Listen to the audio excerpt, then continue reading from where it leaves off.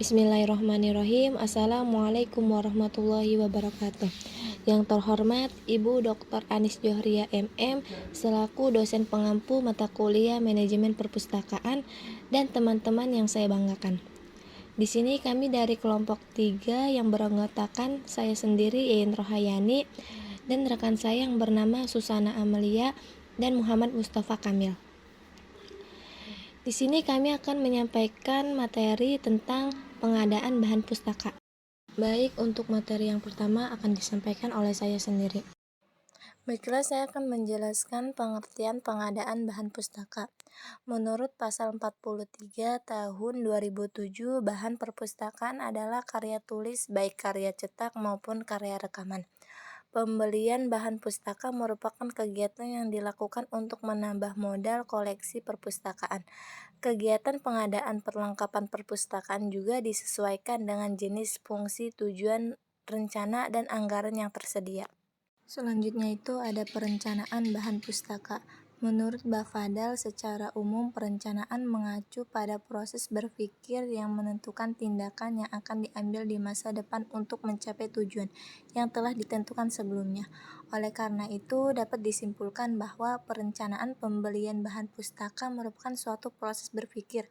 Sesuatu yang dipikirkan tersebut adalah usaha-usaha atau langkah-langkah apa yang akan ditempuh untuk memperoleh bahan-bahan pustaka. Oke, selanjutnya saya akan menjelaskan tentang cara pengadaan bahan pustaka. Untuk melaksanakan kegiatan pengadaan diperlukan sumber bahan pustaka. Sumber daya perpustakaan dapat dibeli, disumbangkan, ditukar, dan diserahkan. Ada beberapa cara yang bisa dilakukan jika pustakawan ingin melengkapi atau melakukan kegiatan yang berkaitan dengan pembelian bahan perpustakaan. Yang pertama, pembelian. Pembelian bahan pustaka yang paling ideal karena pada saat membeli bahan pustaka, pustakawan dapat dengan leluasa memilih koleksi yang diinginkannya. Yang kedua adalah hadiah atau sumbangan. Salah satu cara untuk mendapatkan hadiah atau sumbangan adalah dengan cara mengajukan permohonan disertai daftar buku yang dibutuhkan, serta membuat daftar donatur yang meminta sumbangan. Yang ketiga adalah dengan cara pinjaman.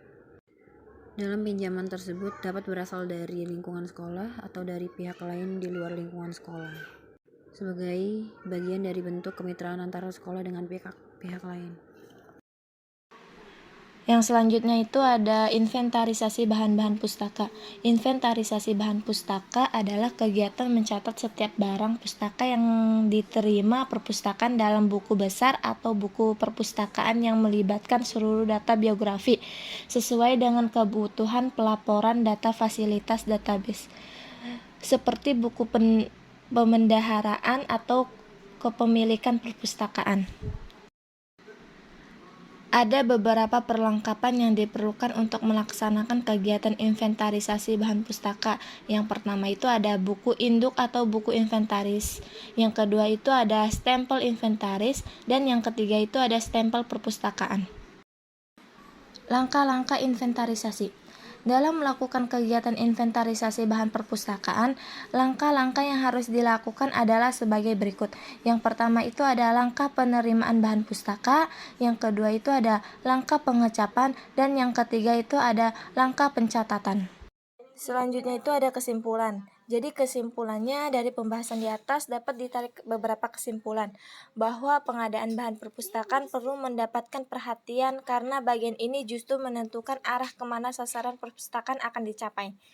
Pada prinsipnya, pengadaan bahan pustaka di setiap perpustakaan merupakan salah satu bagian dari pekerjaan perpustakaan yang mempunyai tugas mengadakan dan mengembangkan koleksi-koleksi yang menghimpun informasi dalam segala macam bentuk, seperti buku, majalah, brosur, tukar-menukar maupun pembelian. Mungkin hanya itu saja yang dapat kami sampaikan, kurang dan lebihnya mohon maaf. Wassalamualaikum warahmatullahi wabarakatuh.